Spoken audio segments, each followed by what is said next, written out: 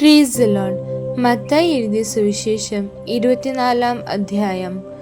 യേശു ദേവാലയം വിട്ടു പോകുമ്പോൾ ശിഷ്യന്മാർ അവന് ദേവാലയത്തിന്റെ പണി കാണിക്കേണ്ടതിന് അവന്റെ അടുക്കൽ വന്നു. അവൻ അവരോട്, ഇതെല്ലാം കാണുന്നില്ലയോ? ഇടിഞ്ഞു പോകാതെ കല്ലിന്മേൽ കല്ല് ഇവിടെ ശേഷിക്കയില്ല എന്ന് ഞാൻ സത്യമായിട്ട് നിങ്ങളോട് പറയുന്നു എന്ന് പറഞ്ഞു. അവൻ ഒലിവുമലയിൽ ഇരിക്കുമ്പോൾ ശിഷ്യന്മാർ തനിച്ച് അവന്റെ അടുക്കൽ വന്നു. അത് എപ്പോൾ സംഭവിക്കുമെന്നും നിന്റെ വരവിനും ലോകാവസാനത്തിനും അടയാളം എന്ത് എന്നും പറഞ്ഞു തരണമെന്ന് അപേക്ഷിച്ചു. അതിന് യേശു ഉത്തരം പറഞ്ഞത്, ആരും നിങ്ങളെ തെറ്റിക്കാതിരിപ്പാൻ സൂക്ഷിച്ചുകൊള്ളുവിൻ. ഞാൻ ക്രിസ്തു എന്ന് പറഞ്ഞ് അനേകർ എൻ്റെ പേരെടുത്തു വന്ന് പലരെയും തെറ്റിക്കും. നിങ്ങൾ യുദ്ധങ്ങളെയും യുദ്ധശ്രുതികളെയും കുറിച്ച് കേൾക്കും. ചഞ്ചലപ്പെടാതിരിപ്പാൻ സൂക്ഷിച്ചുകൊള്ളുവിൻ. അത് സംഭവിക്കേണ്ടത് തന്നെ, എന്നാൽ അത് അവസാനമല്ല. ജാതി ജാതിയോടും രാജ്യം രാജ്യത്തോടും എതിർക്കും. ക്ഷാമവും ഭൂകമ്പവും അവിടിവിടെ ഉണ്ടാകും. എങ്കിലും ഇതൊക്കെയും ഈറ്റുനോവിന്റെ ആരംഭമത്രേ.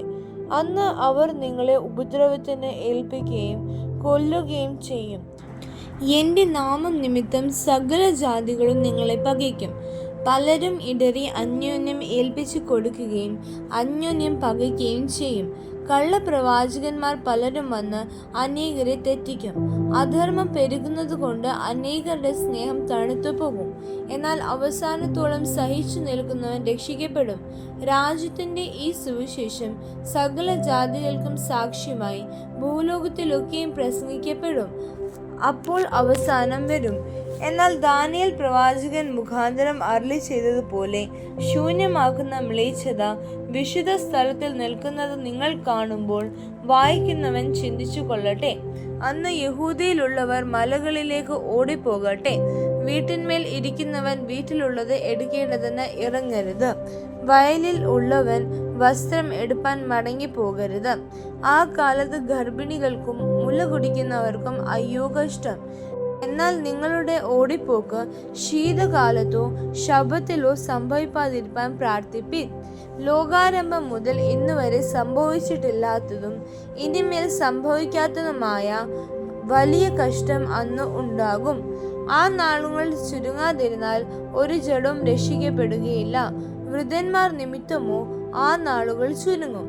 അന്ന് ആരാനും നിങ്ങളോട്, ഇതാ ക്രിസ്തു ഇവിടെ അല്ല അവിടെ എന്ന് പറഞ്ഞാൽ വിശ്വസിക്കരുത്.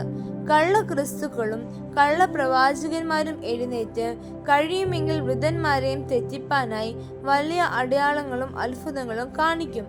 ഓർത്തുകൊള്ളുവിൻ, ഞാൻ മുമ്പ് കൂട്ടി നിങ്ങളോട് പറഞ്ഞിരിക്കുന്നു. ആകയാൽ നിങ്ങളോട്, അതാ അവൻ മരുഭൂമിയിൽ എന്ന് പറഞ്ഞാൽ പുറപ്പെടരുത്. ഇതാ അറകളിൽ എന്ന് പറഞ്ഞാൽ വിശ്വസിക്കരുത്. മിന്നൽ കിഴക്ക് നിന്ന് പുറപ്പെട്ട് പടിഞ്ഞാറോളം വിളങ്ങും പോലെ മനുഷ്യപുത്രന്റെ വരവ് ആകും. ശവം ഉള്ളിടത്ത് കഴുക്കൾ കൂടും. ആ കാലത്തിലെ കഷ്ടം കഴിഞ്ഞ ഉടനെ സൂര്യൻ ഇരുണ്ടു പോകും, ചന്ദ്രൻ പ്രകാശം കൊടുക്കാതിരിക്കും, നക്ഷത്രങ്ങൾ ആകാശത്തു നിന്ന് വീഴും, ആകാശത്തിലെ ശക്തികൾ ഇളകിപ്പോകും. അപ്പോൾ മനുഷ്യപുത്രന്റെ അടയാളം ആകാശത്ത് വിളങ്ങും. അന്ന് ഭൂമിയിലെ സകല ഗോത്രങ്ങളും പ്രലാപിച്ചും കൊണ്ട് മനുഷ്യപുത്രൻ ആകാശത്തിലെ മേഘങ്ങളിൽ മേൽ മഹാശക്തിയോടും തേജസ്സോടും കൂടെ വരുന്നത് കാണും.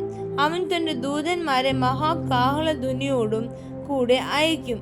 അവർ അവന്റെ വൃദ്ധന്മാരെ ആകാശത്തിന്റെ അറുതി മുതൽ അറുതി വരെയും 4 ദിക്കിൽ നിന്ന് കൂട്ടിച്ചേർക്കും. അത്തിയെ നോക്കി ഒരു ഉപമ പഠിപ്പിൻ.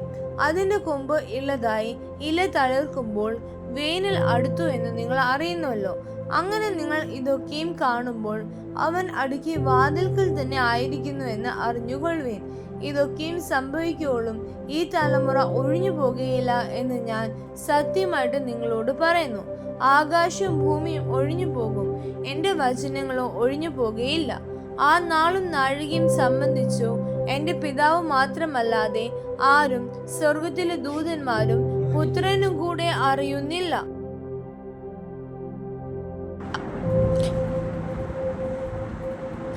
നോഹയുടെ കാലം പോലെ തന്നെ മനുഷ്യപുത്രന്റെ വരവും ആകും.